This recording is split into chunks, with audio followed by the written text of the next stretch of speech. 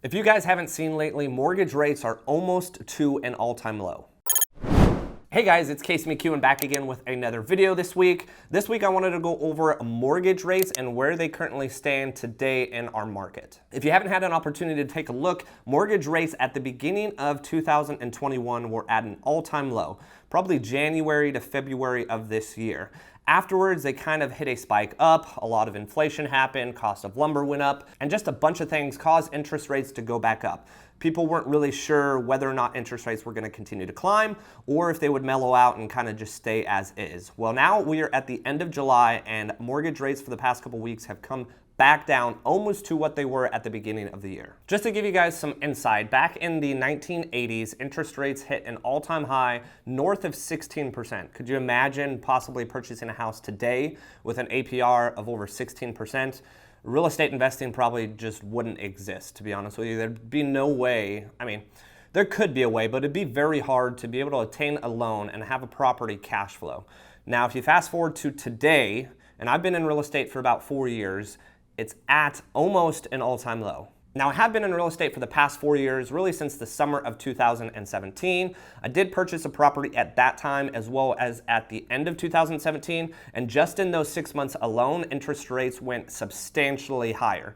I know my property that I am closing on Friday, which is a property I purchased at the end of 2017. My interest rate on that is 4.25%, and I would be refinancing that if that property was something I was going to hold on to long term. Now, I personally am not obviously refinancing that house. I close on it on Friday, but I do have 3 other properties that I'm refinancing all of them as we speak. Now, the first property that I've spoken about multiple different times on this channel was a duplex in the summer of 2017.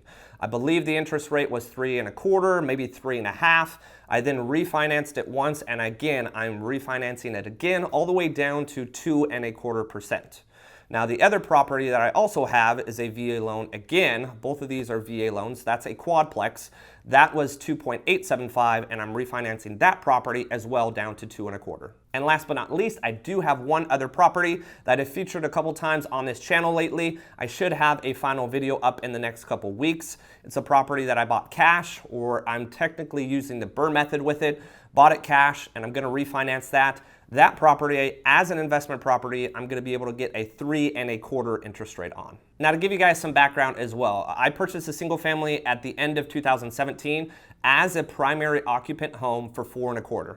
Now I'm refinancing a investment property and I'm getting that at 3.25%. So now I've had the opportunity to purchase and refinance a full out investment property at 3.25% interest rate, while in 2017 and the beginning of 2018, I closed on a property that I was personally living in for a full percent higher. So when all is said and done, now I have 2 VA loans out that I probably am never gonna sell, and I've got 2.25% on one and 2.25% on the other. And the investment property that I'm refinancing as well, I'm at 3.25%. So when you average out those 3 properties, I'm really looking at, high 2% in terms of my average interest rate across my portfolio. Now, I do kind of have an anomaly that I've spoken about before. I did purchase my primary house, which has the Airbnb in it. At the time, I kind of had a hiccup with my credit, so I went with a 15-year mortgage. I could refinance that into a low interest rate on a 30-year note. But at the time, I got a 1.875% 15-year note, and my intention long-term is to be able to take out a HELOC on that and apply that to a commercial property. So really, when it comes down to all of my properties, I am at a substantially low interest rate just across the board for my entire portfolio. Now, I do want to go into a little bit more about interest rates and where they have been before and where they stand now. So to give you guys an example, at the beginning of the year, the average 30-year mortgage rate around the January to February timeframe, when it was at an all-time low, was about 2.74%. Now, it did climb moving after February into March and April. It climbed to about 3.45%. Again, that's the average mortgage rate across all 30-year notes. However, it has since then come back down. Again, we're at 2.74. Right now, we're sitting at about 2.83%.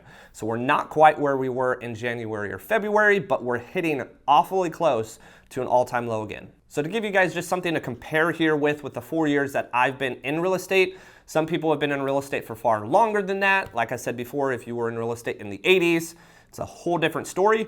But in the 4 years that I have been licensed and running a company here locally in the Dallas-Fort Worth area, I would say the fall of 2018 is when interest rates were at their worst, and the average at that time was 4.25%.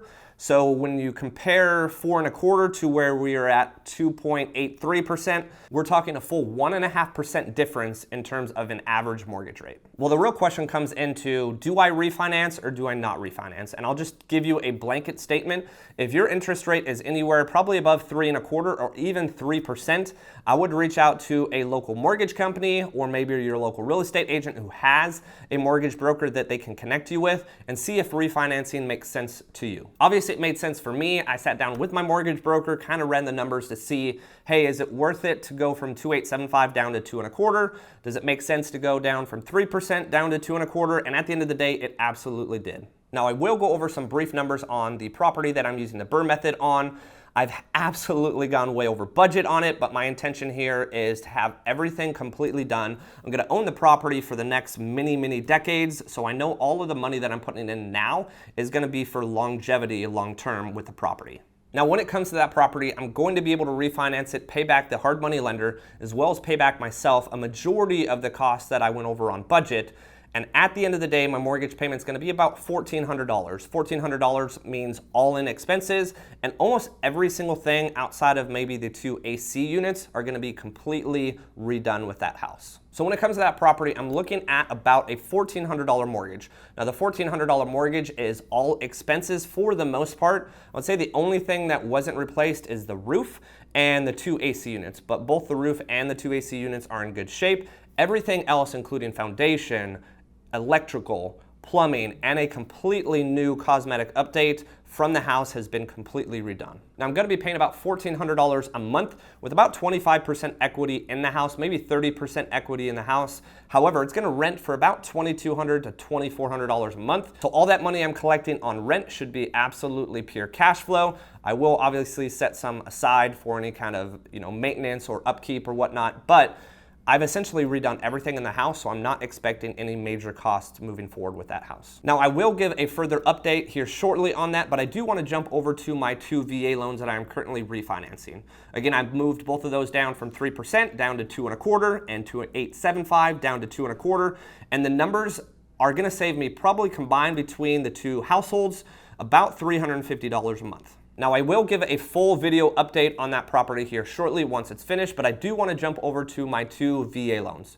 Now, if you're a veteran yourself and you aren't aware of this, there is a VA interest rate reduction loan, or a VA IRRRL. This is actually Streamline Refinance, and it's one of the easiest refinances that you can do. So if you are a veteran and your interest rate is above 3%, I highly suggest again that you reach out to someone and see if it makes sense for you to refinance. For me, between the 2 properties, I'm making about $120 on each property in terms of lowering my total mortgage cost. Now, there is also an added incentive for myself. One of my properties at the time, I did not escrow taxes and insurance. A lot of people don't like escrowing taxes and insurance because they just personally don't like paying, the local city or whatnot money up front for their taxes and insurance. For me, I just personally know I'd rather have it all included in my mortgage. So actually, when I'm refinancing it, I am now going to apply the escrow or taxes and insurance in that mortgage payment. So when my mortgage payment is due, I'm not having to come up with a substantial amount to put down on taxes twice a year.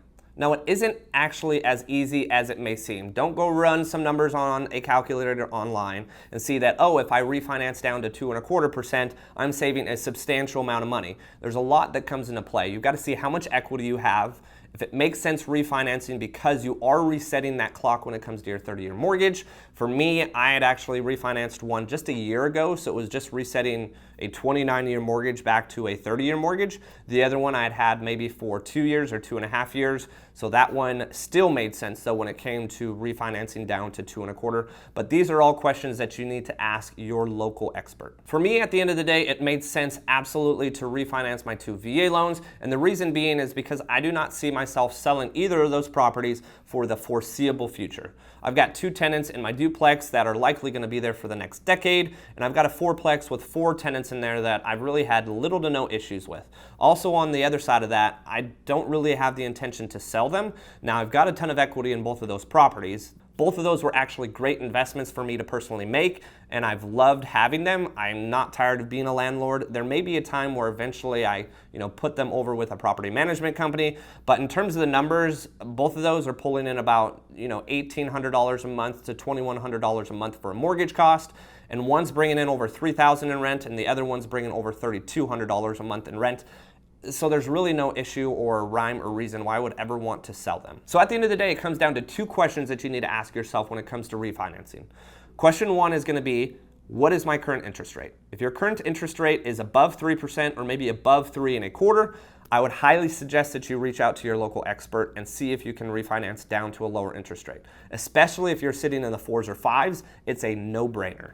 However, the other question is, hey, if you're sitting at 4.25% like I was on one of my rental properties, knowing I was going to sell it this summer, it doesn't make a lot of sense to go refinance and then immediately sell, because there is a cost to refinancing that needs to make sense at the end of the day. So if you ask those two questions to yourself, and A, my interest rate is at a 3.25% or higher, or 3% or higher, and I don't plan on selling anytime soon, again, reach out to your local expert, or feel free to leave a comment down below. I can get you connected either with a local agent who may have a local expert, or I can find a local mortgage broker for you to speak to. Thanks again for watching, guys. Make sure to like and subscribe. It really does help, and stay tuned for the next video.